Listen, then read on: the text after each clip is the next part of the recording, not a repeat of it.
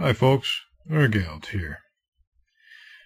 Researchers at McCheester University in Edinburgh have engineered a new variety of turnip through insertion of a human gene into the turnip's DNA.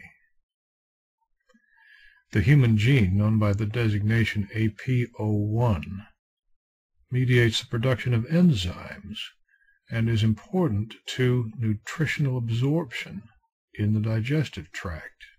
Inserted into the turnip genome, the AP01 gene generates a rich complex of enzymes. When the turnips are consumed, the enzymes are liberated and assist with digestion, especially for complex carbohydrates. In fact, digestive efficiency is so good that very little remains to be excreted. In preliminary human trials, excretion of solid waste dropped to 10% of pre-trial volume.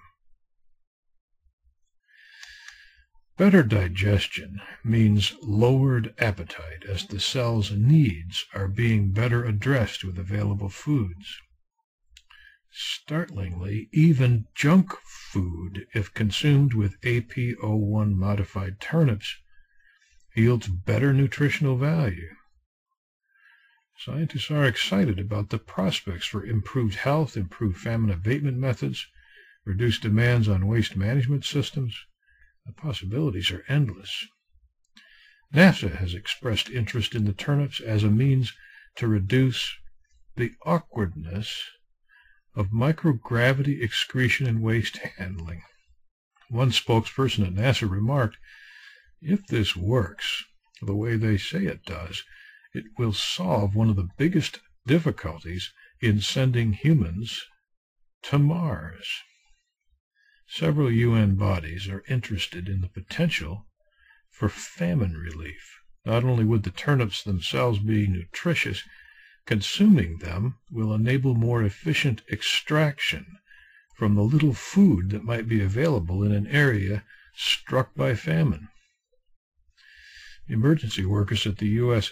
Federal Emergency Management Agency are also interested in the turnip as a cost-saving measure.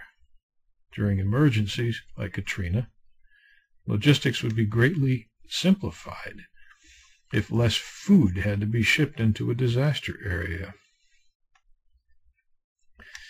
The Sierra Club and some environmental groups are interested too, because of the possibility of reduced paper consumption. Paper manufacturing not only contributes to deforestation in some parts of the world, it also produces considerable toxic waste. Reduced demand for toilet paper would be welcomed by such groups. Predictably, Kimberly-Clark and other major toilet paper manufacturers have advised the FDA to go slow. A spokesman for the company said, "It's important to understand that the long-term implications of the AP01-Modified turnips in the human food supply are not known. What really happens if human waste production is reduced to 1/10 of its normal volume? Nobody knows."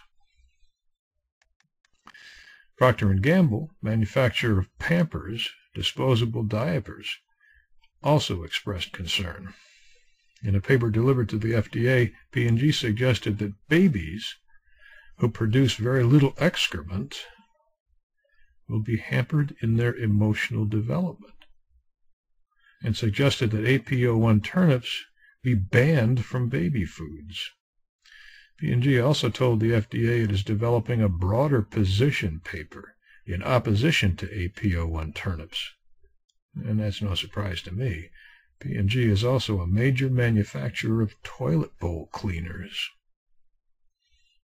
In this case, big industry has an ally in the green movement, which is concerned about all genetically modified foods. Asked to comment, a spokesperson for Greenpeace said if they try to put those turnips in the food supply, they'll have activists busting down doors and squatting over their rugs. But McCheester researchers said none of these concerns holds any merit. Professor Sean Irwin Lesser was quoted as saying, "The notion that the emotional development of babies is suddenly regulated by how much poop they produce is not science, it's scare tactics." He went on to slam manufacturers for twisting science for their own ends. It's probably too soon to know who will prevail, but I'll be monitoring McCheester University's progress closely. And if my gut feel is on target, AP01-Modified turnips will eventually make it into your supermarket. It will be up to consumers to decide how this story comes out in the end. Thank you for watching.